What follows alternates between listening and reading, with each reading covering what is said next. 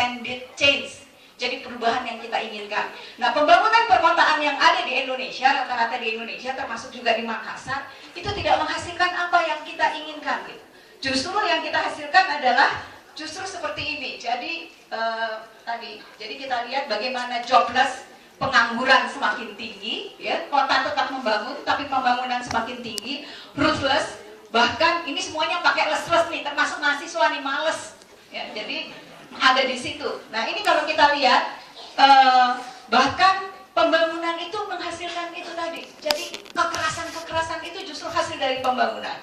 Kemudian ada yang disebut ruthless. Ruthless itu kadang-kadang membangun kita, tapi kita tidak mengakar. Jadi kalau membangun di Makassar, harusnya mengakar kepada struktur, kultur, sosial masyarakat Makassar.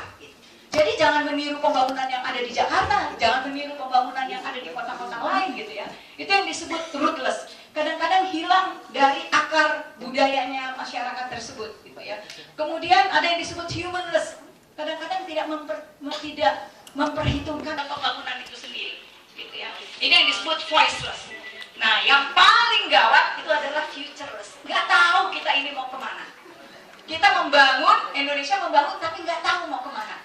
Nah ini yang menarik sebetulnya di dalam kita bicara konflik kolektif komunitas, ya, tawuran dan kemiskinan. Oke. Nah saya ngambil Manuel Castle mengatakan sebetulnya kalau kita satu ilmu tidak bisa menyelesaikan masalah yang kita bicarakan di ruangan ini. Kita harus sama-sama bergandengan dengan berbagai ilmu yang lain. Sosiologi tidak saja sosiologi saja, politik saja tidak bisa menyelesaikan masalah pembangunan yang kita hadapi sekarang. Oleh karena itu kita harus membangun, menghilangkan tembok-tembok pemisah antar ilmu.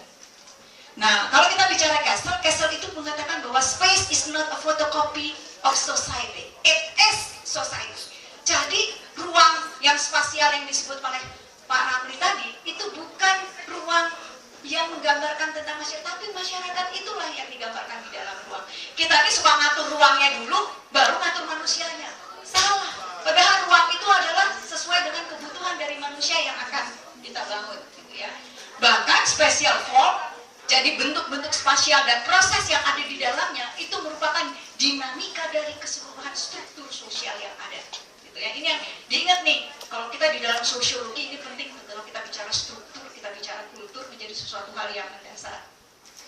Oke, nah ini saya mau lihat karena sebelum kita ke Johar Baru itu ternyata kita berasumsi bahwa di Johar Baru itu adalah akar permasalahannya adalah kemiskinan. Jadi urban poverty, kemiskinan yang ada di perkotaan. Kalau kita ke Johar Baru itu daerah kumuh terpadat di Jakarta. Yang boleh dibilang katanya bahkan di Asia Tenggara. Jadi di sana itu kalau Anda pergi ke Johar Baru itu satu keluarga itu bisa tinggal mungkin cuma 2 kali 3 meter dan tidurnya tuh shift-shiftan. Jadi kalau orang tuanya tidur, anaknya kelayapan, keliling sampai malam. Nanti kalau orang tuanya bangun, nyiapin sesuatu, anaknya baru bisa tidur. Jadi ruang itu digunakan untuk tidur pun digunakan bergantian gitu ya. Nah ini kenapa saya lari ke situ, saya ingin lari ke perkotaan dan saya mencoba melihat bagaimana pertumbuhan kota-kota yang ada di Indonesia. Ya, dan Indonesia itu memang dari